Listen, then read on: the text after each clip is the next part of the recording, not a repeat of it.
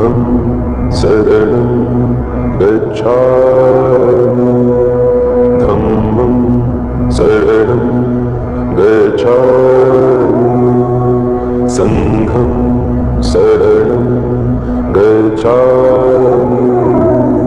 नमो बुद्धाय। तथागत बुद्ध ने जनमानस को समझाने के लिए ऐसे सरल संकेतों व चीजों का उपयोग किया जिससे वे उनके उपदेश व विचार को आसानी से समझ सके। इसी तरह का एक प्रसंग हम आपको इस वीडियो में सुनाने जा रहे हैं। एक दिन बुद्ध भिक्षुओं की सभा में पधारे। सभा में प्रतीक्षारत उनके शिष्य यह देख चकित हुए कि बुद्ध पहली बार अपने हाथ में कुछ लेकर आए थे। उनके हाथ में एक रूमाल था। बुद्ध के हाथ में रूमाल देखकर सभी समझ गए कि इसका कुछ विशेष प्रयोजन होगा। बुद्ध अपने आसन पर विराजे। उन्होंने किसी से कुछ न कहा और रूमाल में कुछ दूरी पर 5 गांठें लगा दी। सब उपस्थित यह देख मन में सोच रहे थे कि अब बुद्ध क्या करेंगे, क्या कहेंगे। बुद्ध ने उनसे पूछा, कोई मुझे यह बता सकता है कि क्या यह वही रूमाल है जो गांठें लगने के पहले था? शारिपुत्र ने कहा, इसका उत्तर देना कुछ कठिन है। एक तरह से देखें तो रूमाल वही है क्योंकि इसमें कोई परिवर्तन नहीं हुआ है। दूसरी दृष्टि से देखें तो पहले इसमें 5 गांठ नहीं लगी थीं, अतः यह रूमाल पहले जैसा नहीं रहा। और जहां तक इसकी मूल प्रकृति का प्रश्न है वह अपरिवर्तित है।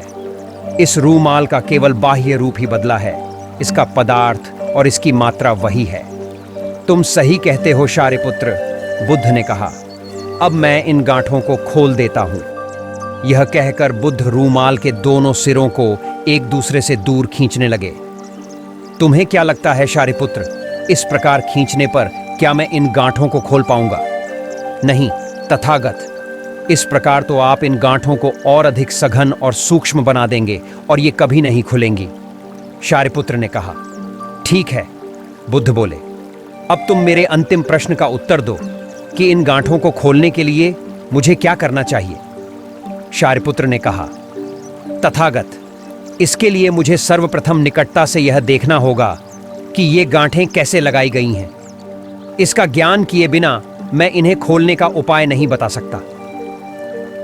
तुम सत्य कहते हो शारिपुत्र, तुम धन्य हो, क्योंकि यही जानना सबसे आवश्यक है। आधारभूत प्रश्न यही है। जिस समस्या में तुम पड़े हो उससे बाहर निकलने के लिए यह जानना जरूरी है कि तुम उससे ग्रस्त क्यों हुए।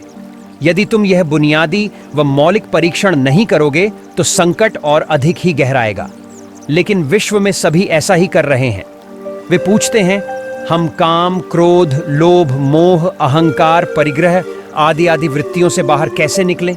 लेकिन वे यह नहीं पूछते कि हम इन वृत्तियों में कैसे पड़े। इस प्रसंग से हमें यह सीख मिलती है कि आपसी संबंधों में जब कोई कभी खटास आ जाए तो उसे गहराई से मंथन करते हुए शीघ्र खत्म करना चाहिए, न कि उसे और खींचते रहे। इससे संबंधों में और खटास बढ़ती है और फिर कभी वह मधुर संबंध नहीं बन पाते हैं। जो कभी रहे। नमो बुद्धाय।